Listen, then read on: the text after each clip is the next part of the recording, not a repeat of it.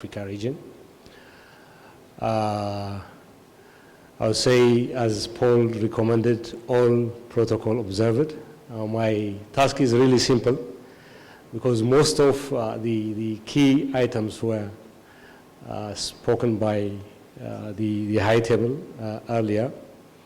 So mine is to introduce where we started and where we are currently, and hand over to Farid to take us for the coming days. So I have going to present three items in terms of background and context: the Isoloni Declaration, the ICAO resolution globally, Isoloni Declaration regionally, and the AFI Plan Steering Committee. Then the study which was mentioned earlier, which is the strategic and roadmap study, which was done and sponsored by AFI Plan, which is September 2011 and validated in November. And then the second regional global forum, where we had on the third day a decision which leads to the feasibility study. So the ministerial declaration, the AFI ministerial responsible for civil aviation, made in Isoloni, the Kingdom of Eswatini, on 24 March, April 27, on the occasion of the Regional Safety Oversight Organization Forum for Aviation in Africa, organized by the European ESAF. Then the two key decisions, apart from the long list, the two decisions is that to develop a strategic plan to support and strengthen RSO in the AFI region, and an action plan to implement this decision. ICAO through the AFI plan, this is also part of the declaration, which AFI plan is the one that I'm supporting, and in collaboration with the African Civil Aviation Commission and partners to coordinate the funding implementation of the strategic plan. Then we have, following that, we have the AFI Plan Steering Committee decision. Before that, we have the global also resolution. That is the 14th ICAO Assembly in October. There are resolutions, including the global one, urge member states to develop and further strengthen regional and sub-regional cooperation in order to promote the highest degree of aviation safety. And the other one is encourage member states to focus the creation of regional or sub-regional partnership to collaborate in the development of solutions to common problems to build safety oversight capability. So there is a global one. The one earlier that I talked about is the regional one. And we have the, following that, we have the AFI Plan Steering Committee decision. So immediately following the Isoloni Declaration, in May 2017, the AFI Plan Steering Committee, in its 19th meeting, it approved the terms of reference. We developed terms of reference to conduct the study. That terms of reference was approved, and action was required is AFI Plan Secretariat to coordinate the implementation of the strategy study and report progress at the steering committee of the 20th steering committee of the AFI Plan. And following that also there were many decisions related to that. But between that 2021, we developed the strategy and presented for validation in November. As Yves earlier mentioned it, it was validated, and in between, of course, COVID happens, many things happened. And then the second forum came and recommended an additional feasibility study to implement the objectives of those studies. So on the 25th, steering committee, which is immediately after COVID, then another decision were made related to collaboration and presentation. ICAO, AUC, AFCAC, and ESA, and other key partners to organize a regional forum, which is then this decision come related to. The second global forum, then following the 2 days global forum we have, through the support of EASA, we have the third day, another regional forum for Africa related to RSO. The other is that the recent one, which is August 2023, the meeting, ICAO, EU, EASA, and other key partners to organize a follow-up meeting on Israeli declaration to establish continental understanding and synergy on AFI-RSO strategy. And also the feasibility study was decided during August 2022 at the steering committee, it was the 24th steering committee meeting. So following this, after this meeting also, we'll take it up to the steering committee, as Eric mentioned earlier, and then we'll take it from there, we'll see where it's going to go. The RSO study, which was validated in November 2011, done in September 2021, it has identified action needed to ensure effective and sustainable implementation and operation of RSOs in the AFI region, and coordinate this action into strategic plan with regard to the strengthening of RSOs. The study consider the critical strategic criteria. In every strategic criteria, we consider efficiency, to avoid duplication of effort, to make more efficient, and use pooled resources that efficiently support status. In terms of effectiveness, also the support that we provide, and through the collaboration, how we become the effectiveness of RSO. Sustainability, of course, throughout the years, technology is coming, and the funding, how RSOs are sustainable, and the relevance of RSO in the long run were covered under that study. The study also developed a strategic plan for AFI-RSO that include, of course, SWOT analysis were done, questionnaires were distributed, a review survey of authorization of existing RSOs in the AFI region were done, a review of mechanism options for sustainable funding, and as well as an analysis of current steps mechanism aimed to strengthen number and size of RSO, a review of issue of relevance of the autonomy and dependence of RSO within the AFI region also covered under that study. So a strategic plan of AFI-RSOs and roadmap for its implementation were developed in September and 2021 and validated in October 2021. Of course, that time it was COVID. We didn't meet like in a hall like this, but we did it virtually. And that study was validated. Also, the challenges were highlighted, of course, when you do the SWOT analysis.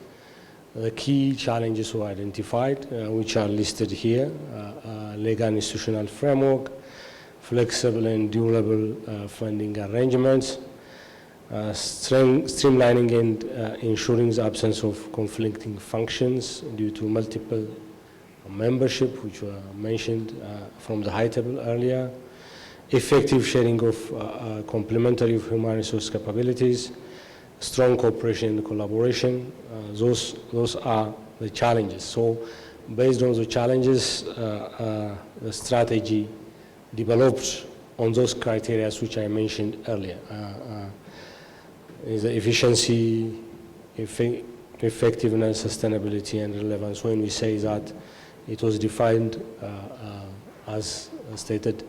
And then in terms of efficiency, in terms of human resource, financial resource, and avoiding duplication of wastage through overlapping membership, review sustainable funding options, in terms of effectiveness in contributing to improve the EI levels of member states based on the competencies and the strengths of mandates of the RSOs, commitment of states, was related to sustainability, long-term viability as a result of adequate and stable funding, competent human capacity and able to deal with employment issues, emerging issues like I mentioned, technology, relevance in terms of responsiveness and strategic orientation towards the need and expectation of member states. So in terms of those, the strategy set an objective. That strategy set 7 strategic objectives, and to implement those 7 strategic objectives, the word roadmap designed for 3 years, that is November 2021. Now we are in April 2025.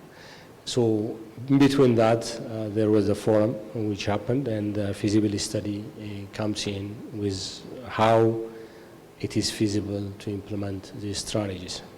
So in terms of strategies objectives, establish an adequate and sustainable RSO funding comes the first strategy. Build competencies, capabilities of RSO in line with the mandate, functions, and activities based on shared human resources and competency, complementary on regional basis. This is about collaboration in terms of human resource and other activities, operational activities. The third is that the objective is state individually delegates through MOUs in accordance with their own needs and competencies and mandates of the RSO that require function and activities. This is delegation, which is really contentious in most cases of the African RSOs and elsewhere in the world. I hope that this is one of the critical strategies in the long run that we want to achieve. Objective number 4, increase operational effectiveness and impact of RSOs in the safety oversight standards and standards of state. Harmonize safety oversight regulation, objective 5.